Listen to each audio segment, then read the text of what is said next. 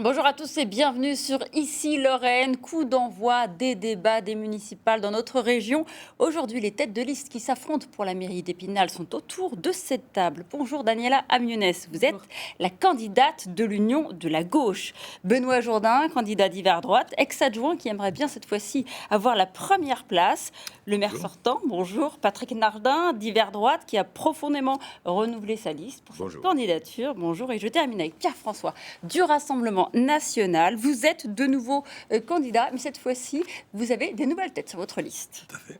Eh bien, bonjour à tous les quatre et merci d'être avec nous pour animer ce débat. Je suis avec Mathieu Barbier, journaliste d'Ici Lorraine, la radio. Mathieu, on commence par ça, par l'une des préoccupations du quotidien, le commerce de centre-ville et son attractivité. Oui, parce que c'est une question que se posent tous les candidats à la mairie. Comment rendre mon centre-ville attractif? Le taux de vacances à la ville d'Épinal, c'est 7%. C'est en dessous de la moyenne nationale selon les statistiques, mais les commerçants que nous avons rencontrés, certains sont inquiets avec les zones commerciales qu'il y a autour de la ville.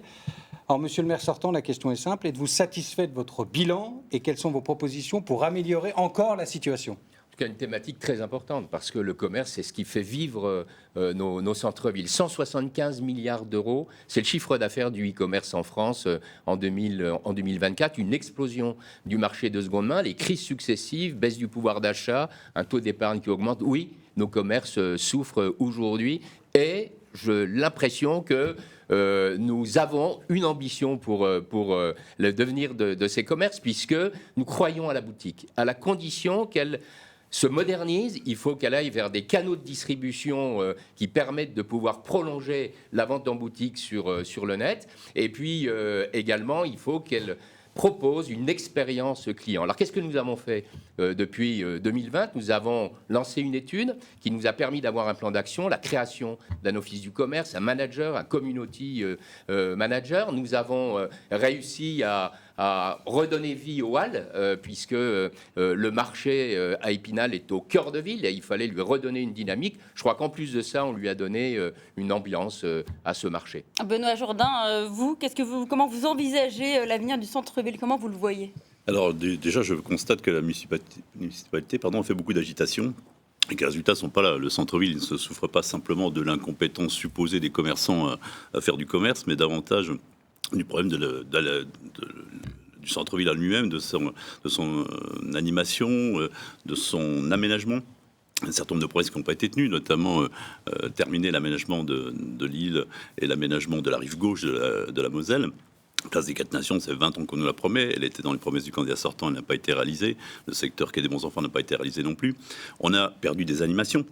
On avait une très belle animation qui était Rue et Compagnie, qui a été faite au rabais l'année dernière. Donc on manque d'animation dans le centre-ville. On manque effectivement aussi de qualité de l'espace public. On a vu comment la ville s'est dégradée en termes de propreté, en termes de sécurité également. Ce sont tous des éléments qui contribuent aujourd'hui à faire que le commerce souffre et que les gens fréquentent moins le centre-ville qu'ils n'ont pu le fréquenter par le passé. Pierre-François, vous voulez réagir là-dessus ? Vous avez une mesure forte par rapport à ça ?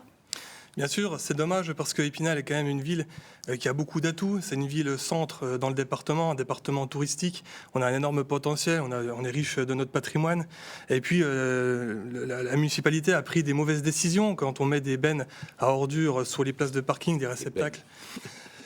Des apports volontaires, des conteneurs à apports volontaires sur des places de parking. Donc ça nuit sur les places de parking pour attirer en fait les consommateurs. Ce qu'il faut, c'est que des gens qui puissent faire vivre les commerces, qu'on puisse se garer, qu'on puisse circuler. C'est pas en mettant des feux orange à la préfecture où plus personne ne sait quand il doit passer. Il faut mettre plus de navettes en route également pour faire venir les personnes qui peuvent se garer au centre du congrès, là où il y a de la place. Il y a vraiment un problème de gestion de flux. Et, par exemple, je vais vous prendre les arrêts minutes qui ont été mis. En fait, c'est un effet de manche, un effet de communication, puisque finalement, on n'a pas les moyens derrière pour que les gens restent vraiment quelques minutes. C'est une chose, ça, c'est le constat. Les propositions, quelles sont-elles ? Il faut mettre quelques moyens. Il faut mettre des bornes, en fait, des bornes, des minuteurs qui permettent de savoir quand la personne vient de se garer et quand elle doit partir. Donc, il faut avoir des des propositions concrètes, mettre en œuvre des moyens pour appliquer la politique qu'on veut mettre en œuvre au sein du centre-ville. Et vous, Madame Munez? Alors, moi, je suis quand même vachement étonnée qu'on me parle des conteneurs comme frein au commerce. Mais je savais que vous alliez le faire vous-même.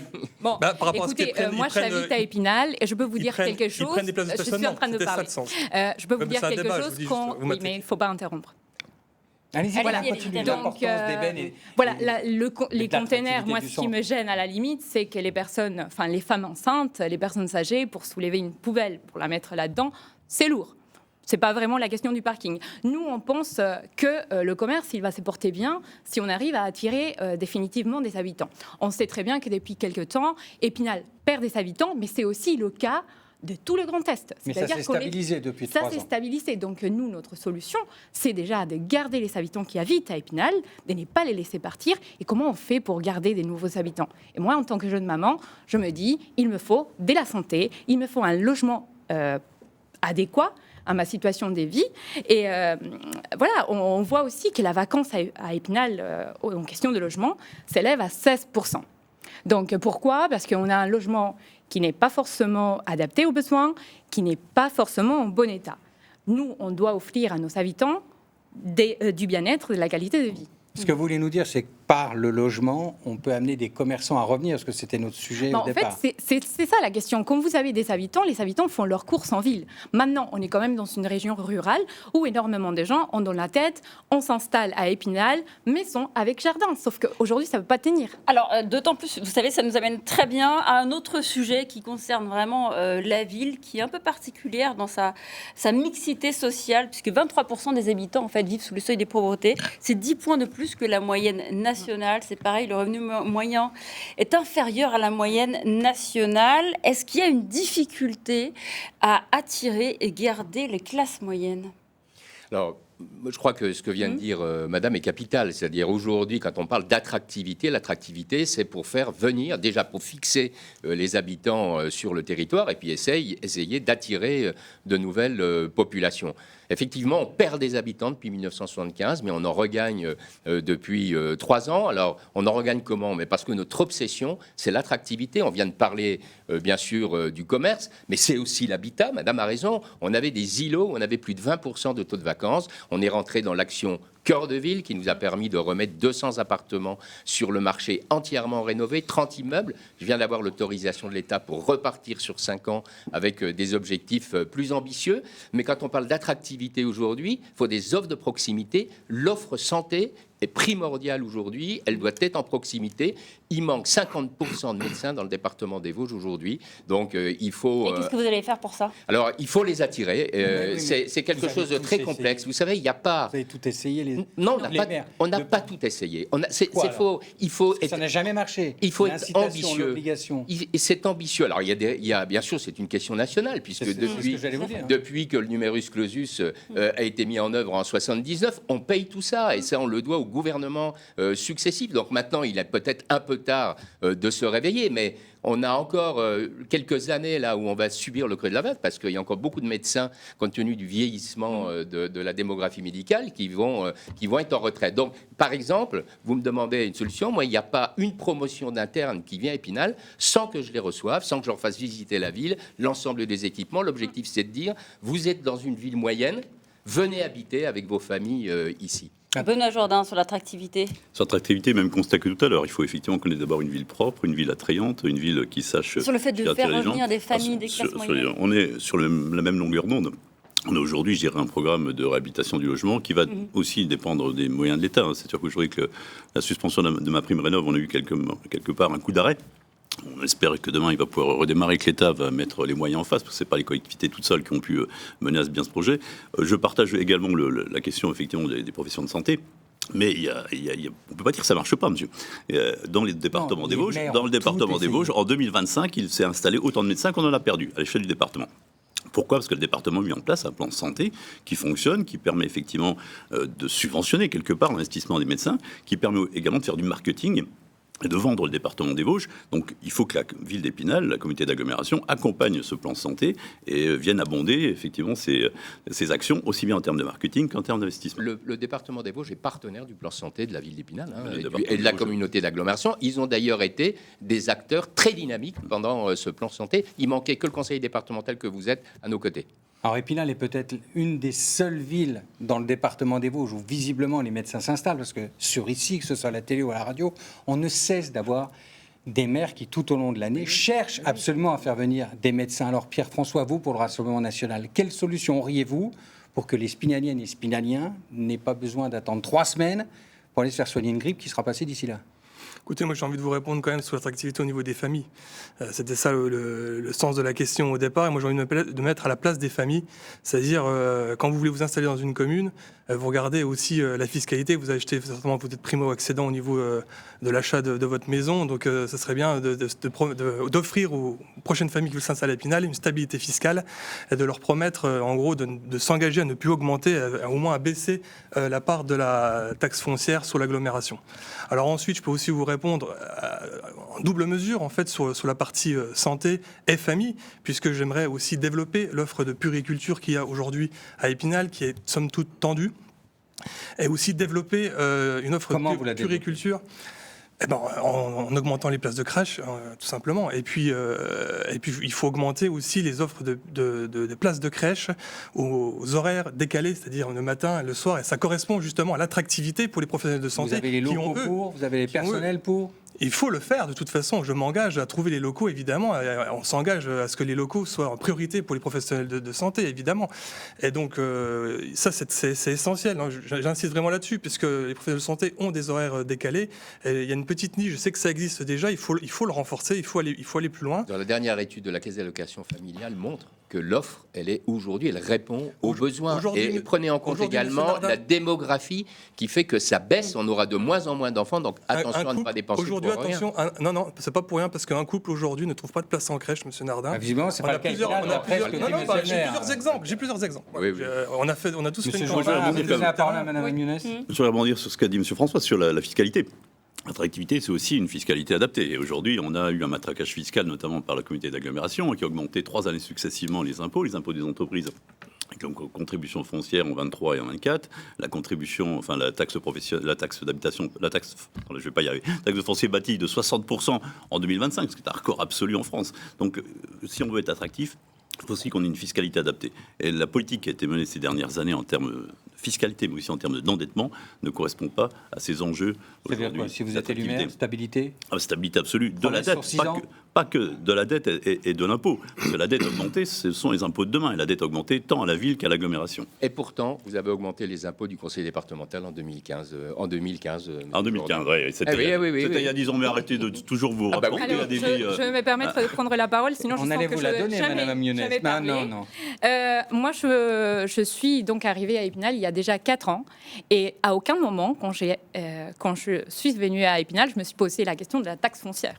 Parce que vous avez les moyens, peut-être. C'est-à-dire que quand on s'installe dans une ville, on ne s'installe pas parce que la taxe foncière elle est basse. On s'installe parce qu'il y a une offre des santé, parce qu'il y a une offre des transports, parce que la ville elle est agréable, parce qu'il y a un cadre de vie, parce qu'il y a de la culture. Et je comprends les classes moyennes supérieures qui se disent « Attendez, vivre à Épinal, alors que la culture, on l'attend ». La culture à Épinal devient quelque chose qu'on attend une fois par an. Et c'est quoi votre projet là-dessus ? Et ben nous, justement, on veut faire de la culture une locomotrice, surtout de l'imagerie qui a été rachetée dernièrement, de proposer aux familles de justement utiliser cette imagerie-là comme quelque chose de nouveau. Concrètement, ça donnerait quoi ? Pour nous, c'est en faire un musée où on aurait par exemple de la place pour les 0-3 ans. On voit qu'à Nancy, ça a très bien marché. Les musées de Nancy qui proposent des activités pour les 0-3 ans marchent, sont pleins.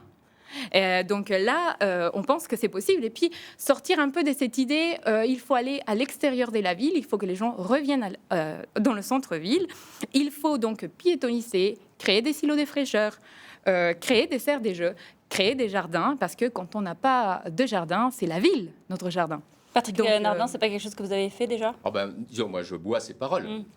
Effectivement, je crois On se demande que... pourquoi vous n'avez pas fait liste Je commune, crois d'ailleurs. que Madame elle a raison. Je crois que rendre une ville attractive aujourd'hui, c'est tous les sujets qu'on a abordés, mais c'est aussi de répondre aux grands enjeux climatiques qui se présentent à nous.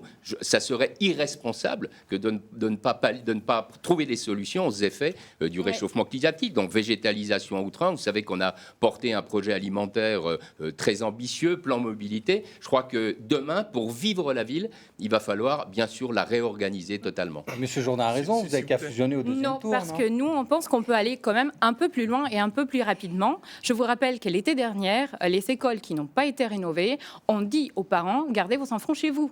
Donc il y a une rupture du service public. Et pour moi, ça, en tant que professeur, ça ne va pas. Un jour d'école perdue, c'est un jour d'école perdue. Et Pierre-François, vous voulez intervenir là-dessus? Oui, parce qu'on parle d'attractivité, ça me semble important.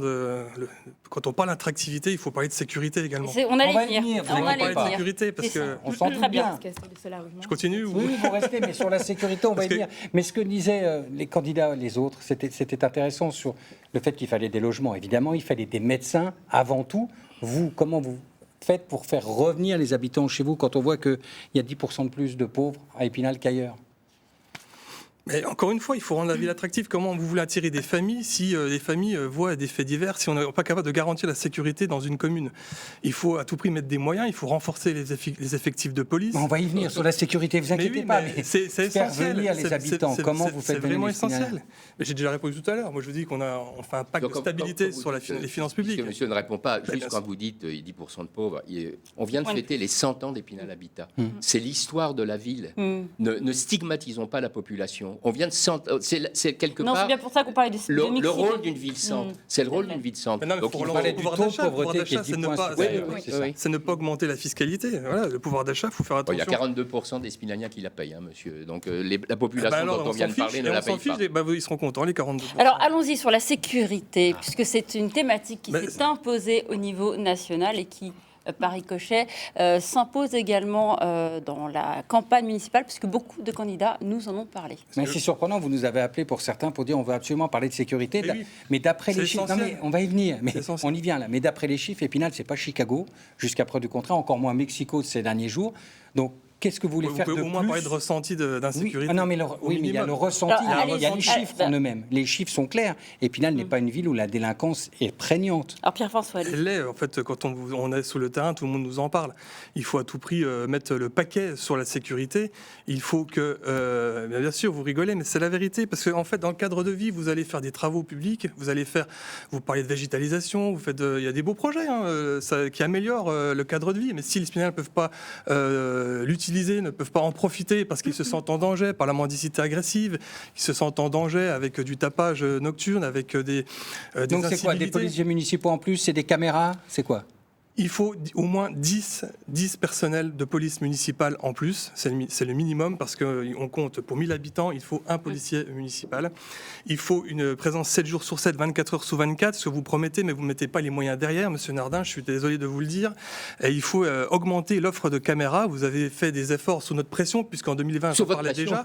En 2020, vous aviez balayé la sécurité d'un revers de main et on voit que vous avez installé quand même des caméras. C'était un engagement de campagne. Vous avez installé des caméras, mais qui sont parfois inutilisables. Inutilisables. Mais oui, bien sûr, puisqu'il faut des caméras 360. Mais elles sont avec 360. oui, mais vous n'avez pas les multicapteurs partout. Donc vous voulez vous n'avez plus pas de les caméras de comptabilités. vidéosurveillance, Il plus de faut présence policière. Il faut plus de. Ouais. C'est vraiment une priorité, parce qu'aujourd'hui, les Spinaliens n'osent plus se rendre dans le centre-ville. Alors, Benoît Jourdain, avant de vous demander si vous partagez le constat et les mêmes priorités, je vais quand même redonner un chiffre, parce que les Spinaliens ont plutôt une bonne image de leur commune, en fait, de leur ville. Ils considèrent que Heureusement, c'est une moi ville aussi. où il fait bon vivre. Elle se Bien classe sûr, je très l'ai dit bien. au début. Elle est dans le top 100, 83e en 2025. C'est la première ville moyenne du Grand Est pour la qualité de vie. Alors, je vais vous poser la question différemment, C'est quoi Benoît ce Jourdain. classement? Parce qu'il y a des Ah bah classements, c'est- il y en a partout, on ne sait pas comment ils sont faits, on ne connaît Alors, pas les vous, vous critères. considérez que c'est pas Non, mais Louis je Alliot est veux bien, troisième je veux bien meilleur entendre, maire, mais les critères, je ne les connais pas.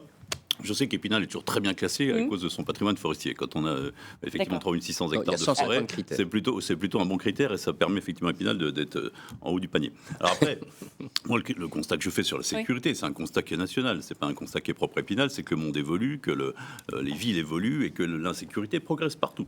Même à Le Épinal. Épinal comme ailleurs.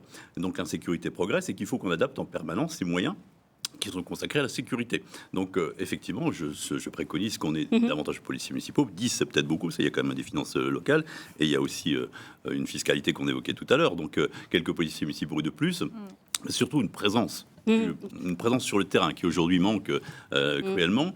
Une police de l'environnement, on parlait tout à l'heure des incivilités, des atteintes à l'environnement du quotidien, les déjections canines, les sacs poubelles qui sont sortis au mauvais moment, au mauvais endroit. Enfin, il y a plein de choses aujourd'hui pour lesquelles il faut que la présence policière soit renforcée. Et puis, on est aussi partisans de davantage de caméras, parce qu'aujourd'hui, je dirais, le monde est fait de vidéoprotection, est fait aussi de villes intelligentes, de villes connectées. Et la connexion aujourd'hui est un outil pas seulement pour la sécurité, c'est aussi un outil pour permettre de mieux gérer les feux tricolores, le stationnement, la circulation, les contrôles d'accès au centre-ville. Donc on préconise également donc, davantage de caméras et surtout dans le cadre d'un centre de supervision urbain actif, c'est-à-dire qu'on ait quelqu'un derrière la caméra. Qui existe. Qu'on a quelqu'un derrière la caméra en permanence. Justement, Madame Agnès. Laissez-moi finir. Voilà, donc effectivement qu'on ait des personnes derrière la caméra en permanence, qu'on soit pas obligé d'aller rembobiner. Il existe, non, pas un centre de supervision actif, il n'existe pas. Commissariat d'Épinal, je vous invite. Madame Agnès. J'ai déjà eu l'occasion d'avoir un recours au service, c'est pas du tout comme ça que ça fonctionne. Deuxième tour, mais vous dites la gauche, idéologiquement, elle n'est pas pour la sécurité, mais la gauche, elle c'est... pour la vidéosurveillance. Pour la vidéosurveillance, non, mais il y a des choses quand même qui sont dites, qui sont quand même assez hallucinantes, je trouve. Lesquelles Premièrement, quand quelqu'un a peur, il ne faut pas attisser les peurs des gens. Ça, pour commencer. Ça, c'est pour M. François. Pas que. En partie. Attendez, hier, je suis rentrée chez moi, après une longue journée, je suis rentrée chez moi à 21h. Hier soir, toute seule, c'était le soir, il y avait des gens qui se baladaient, il y avait une femme qui baladait son chien. À aucun moment, à Épinal, on se sent en insécurité. Bon, à partir de là, on fait un constat. Dans les Vosges, on est 350 000 habitants. Il y a eu 7 meurtres, dont un féminicide, des 9 châteaux à Fraise. S'il vous plaît, il y a eu 12 vols avec armes. On est loin d'être en Iran. D'accord ? Donc je pense qu'il faut replacer quand même les chiffres là où ils sont. On n'est pas en insécurité. Par contre, est-ce qu'on parle de sécurité routière ? Parce que là, il y a un gros travail à faire. Et on voit que, à force de parler caméra, à force de parler insécurité ou sentiment d'insécurité, on ne parle pas des choses qui sont claires, concrètes et qui dérangent le quotidien. Alors, il y a eu quand même des personnes qui se sont fait percuter à Épinal. Vélo, Patrick Nardin, là-dessus, qu'est-ce que vous allez dire ? Comment préserver cette douceur de vivre ? Alors, visiblement, tout le monde n'est pas d'accord là-dessus. Oui, c'est le sujet qui revient régulièrement à chaque campagne, qu'elle soit législative, municipale ou présidentielle. Ça a été dit, je crois que la violence, elle est bien présente dans la société. Nous avons une société qui se fracture. Il faut quand même regarder quelles sont les origines de cette violence. Et je crois que les addictions et le trafic de stupéfiants est quand même à l'origine de beaucoup de violences. S'il y a des enfants de 14 ans qui tombent sous les balles de Kalachnikov dans le sud de la France, c'est parce qu'il y a des consommateurs. Et donc, il faut travailler sur ce sujet-là. Et les consommateurs, aujourd'hui, c'est toutes les catégories socio-professionnelles. Donc, soyons un peu responsables.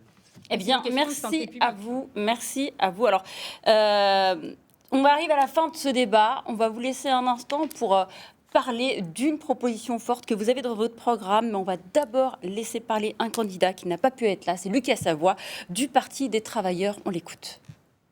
L'argent pour les hôpitaux, les écoles, les services publics, pas pour la guerre. Ça répond aux besoins de première nécessité, à des besoins premiers. Et je ne crois pas que les Spinaliens soient spécialement bellicistes. Ils ne veulent pas de la guerre. Et ils ne veulent pas que l'on sacrifie leur service public au profit d'intérêts capitalistes et militaristes.